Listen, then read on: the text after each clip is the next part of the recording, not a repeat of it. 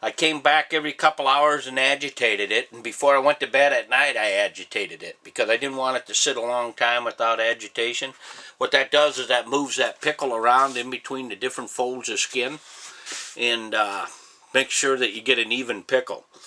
If you don't, what'll happen is you'll end up with a spot that soaks up that pickle and you start losing the strength of your pickle, and it'll rise up to 4 or 5, and then after a day or so of that, then your hair will start slipping in that spot.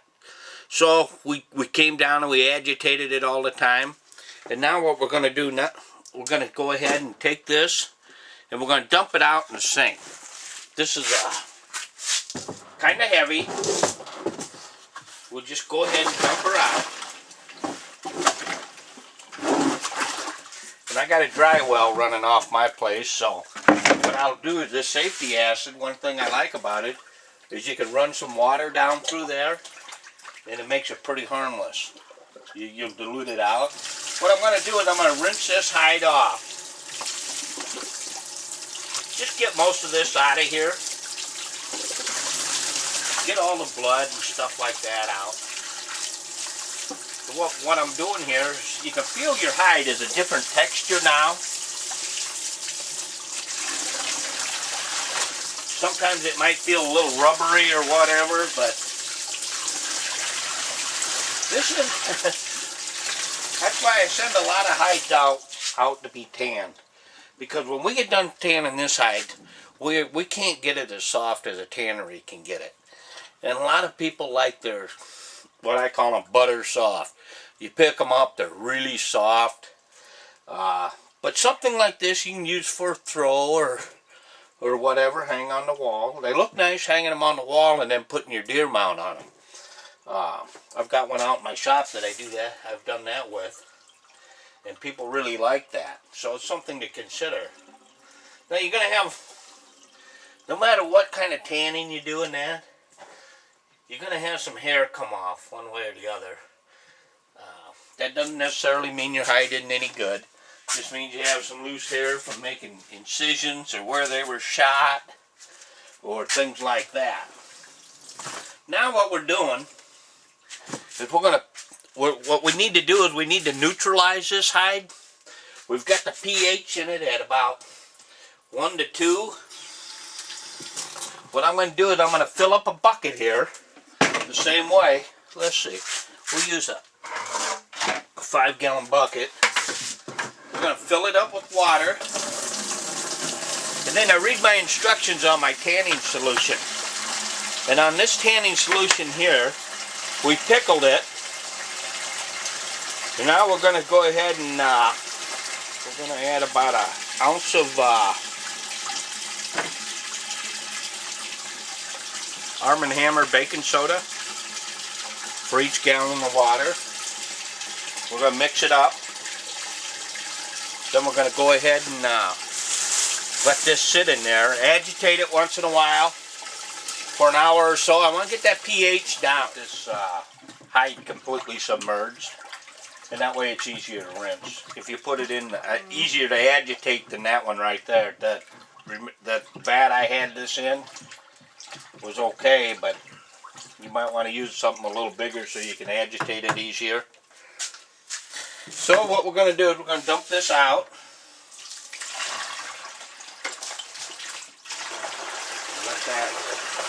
We're going to let this sit for a couple hours. And then we're going to hang it and let it drip dry.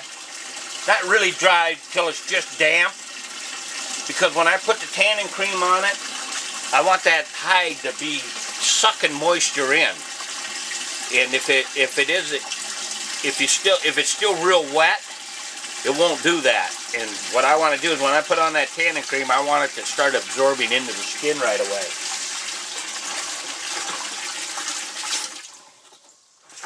Then we'll just take and, now when we agitate this, that'll mix up the baking soda in there.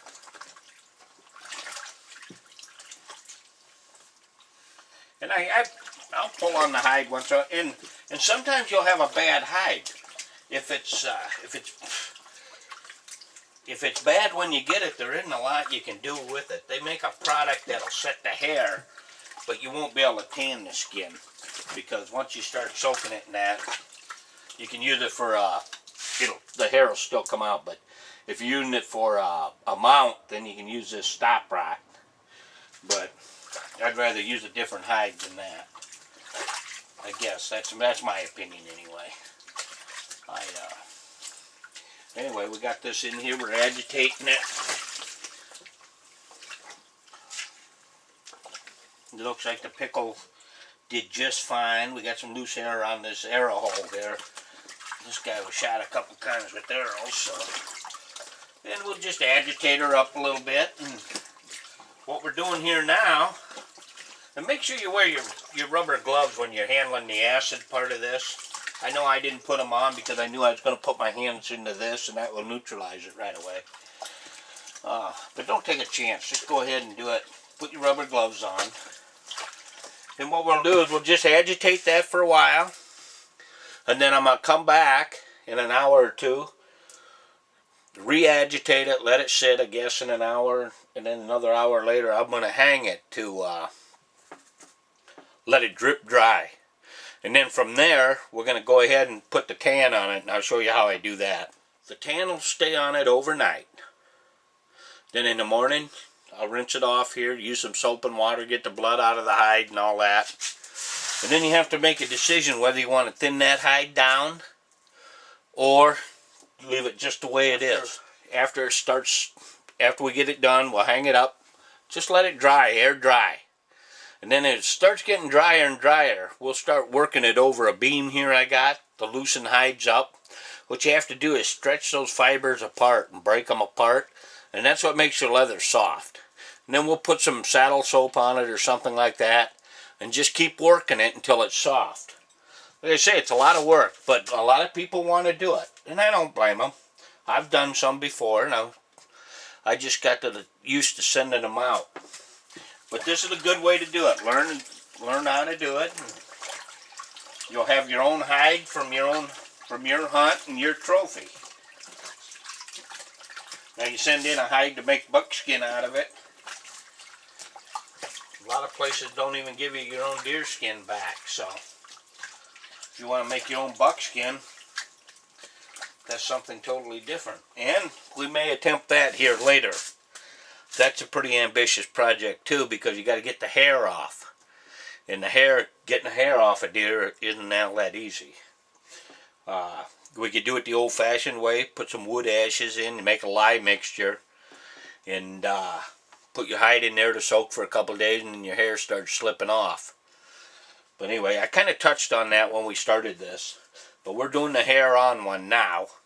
We may do a video with the hair off. I haven't decided yet. We'll just have to wait and see.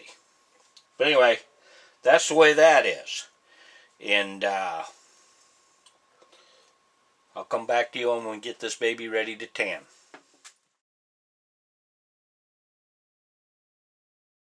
We're back here. We're going to tan this deer hide now. And what we're going to do is we're going to lay it on the table here, and we're going to apply the tanning solution.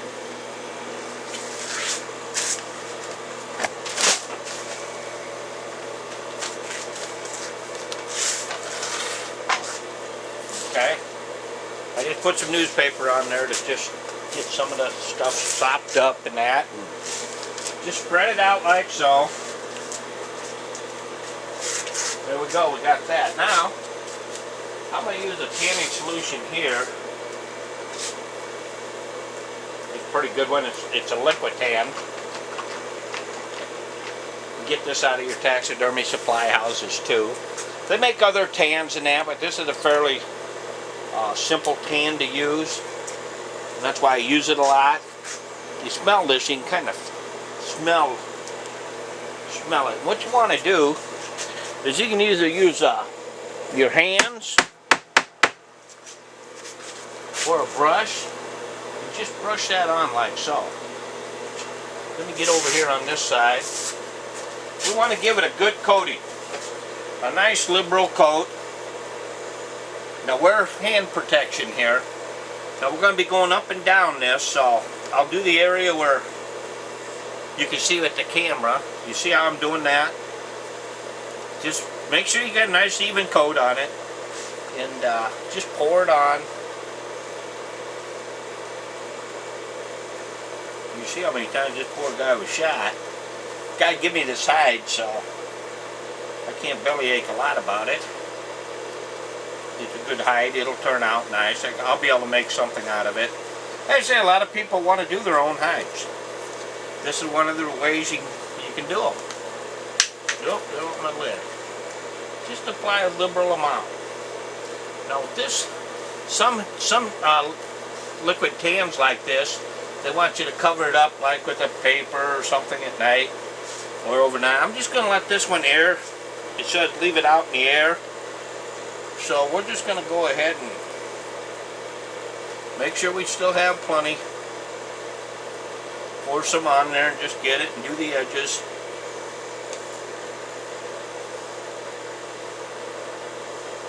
Do the leg here. I'll fold it over like so. Get the legs done. Just give it a nice generous coat. You can get enough to do.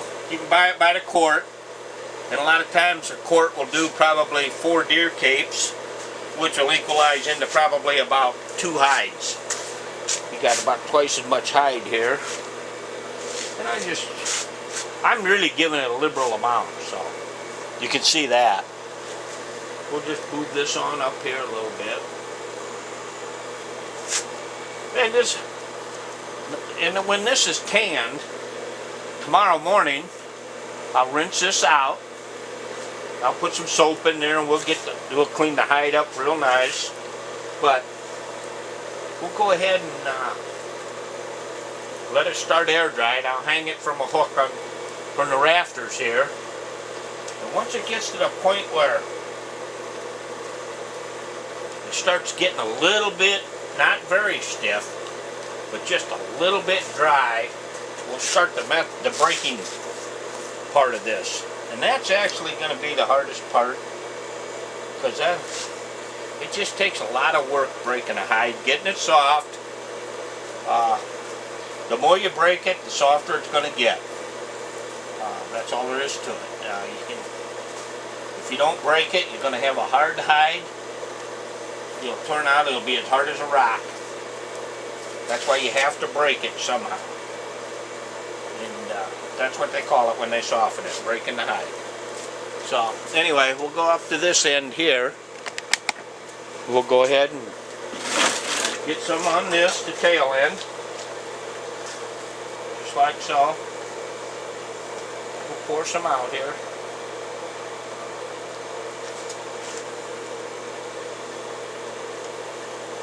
You see that? I already got this here done, so we'll go up here and we'll do this leg.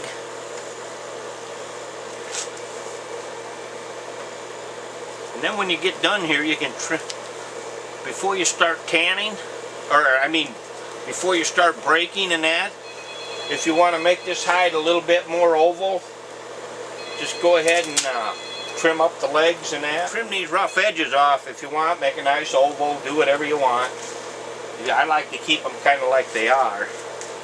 So anyway, we got this baby here really nice and coated, nice generous coat on it.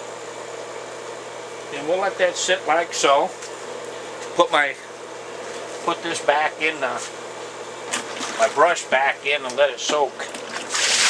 Get that stuff off of it. We'll just leave that sit here tonight. Set this in the sink.